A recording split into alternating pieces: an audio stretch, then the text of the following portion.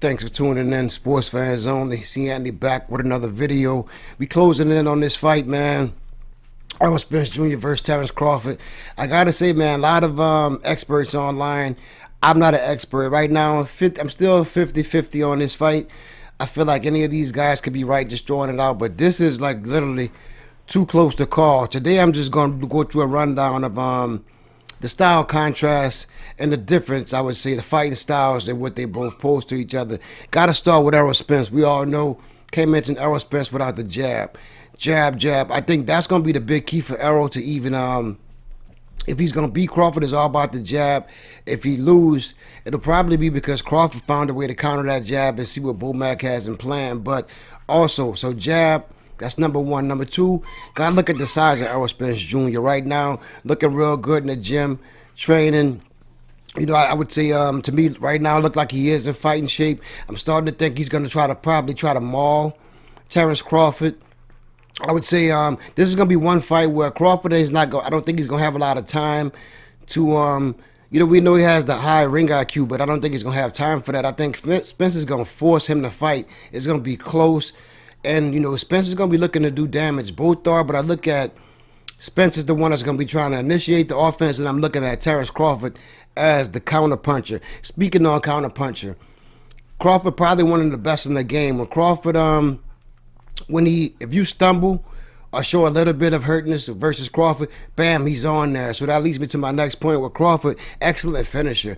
You know, we all see Crawford. He hops in on you, boom, boom. Cal Brook, you know, right to the ropes, look a little dizzy, boom, you finish. Sean Porter, he had to go in there and get the stoppage. He felt like he was down. He hops on you right there. Amir Khan looking like he was trying to warm up for the early rounds. Crawford was like, you know, forget that. I'm about to just get you before you even get warm. Stumble a little bit, hop on you, finish it. So another check right there for Crawford with the finishing skills. I'm going to move back over to Errol Spence.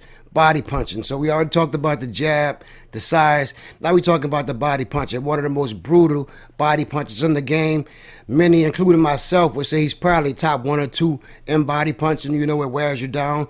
It looks like a slow, methodical pace, but boom, it's on beat. Boom, boom. And you add it up 20, 30 times over the rounds. About a fifth, sixth round, you kind of gasping for air. Here comes Errol Spence Jr. with the walk down. You know, we're going to go back to Crawford. Something that may pose a little bit of trouble for Errol Spence, the switch hitting style. We all know Terrence Crawford, speed, power in both hands, can finish you with both hands. But I go back to what I said about the ring IQ and things like that, where I said that Crawford's going to be forced to fight. So I'm not sure if that switch hitting style is going to bother Errol. It kind of is what it is. I see Crawford doing more damage in the southpaw position. I think he's deadly with the right hook counter. More like a gazelle punch where he hops in on you, boom, with the right hand. And a lot of times, you know, somebody like Spence who likes to lunge a little bit with that left, I think is a great opportunity for Crawford to maybe get a good shot on Spence. We all know Spence is going to be hungry, head down, coming forward. Errol, I think he's going to show a little bit more than people think. A lot of people think he's just straight, walk it down, but he has subtle movements with the feet, subtle pivots, you know, blocking style. He uses the elbow shell. I'm starting to see some trouble with that elbow shell. He's going to have to adjust that because trying to roll so many of those punches with the elbow shell, I think that Crawford's going to find a home for maybe the straight left. So that's something that we'll have to look at. But we're coming down to the wire now, a couple weeks away. I'm loving all the content. Shout out to all the boxing creators on YouTube. You all bringing a lot of good content, a lot of things to think about, a lot of articles out right now. I gotta say, this is highly anticipated, and this is I would say exciting just for me to be a part of the sport, giving my 2 cents on it. And I'd like to say thanks to everybody who's subscribing, showing back, going hard with the videos.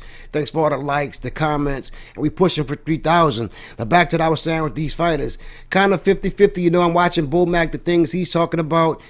He's 100% confident that Terrence Crawford's going to go in there and pretty much stop Errol Spence. When you go back to the Derrick James side, same old thing. Methodical, they're working the jab, they're working the size. And one thing I wanted to say was that I find kind of intriguing with this fight is that there's no well, there is a rematch clause, so we already know you're going to be talking about this for the next year and a half, maybe a trilogy. Who knows? You got to see how this fight finishes. But very important, there's no rehydration clause. So Errol's going to weigh in at 147 and immediately go to eating burgers and steak, Gatorade, electrolytes, water. It's probably going to come into that ring between 158 and 162. So I'm thinking it's going to be a tough night for Crawford. I'm still 50-50 on this fight. Like Sean Mack had in the last strap season, you know, you got that Rockweiler versus the Pitbull. So I'm going to leave it 50-50 right now. And I think I'll touch on one more thing before I'm out of here. The quickness of Terence Crawford, I would say we saw it at 140. We see it at 147. That's something that I think Errol's going to start early as usual. Crawford's going to have to start early if he's going to even compete in this fight, because Crawford likes to kind of let you warm up, get used to the speed, and then he likes to explode, take it to another level.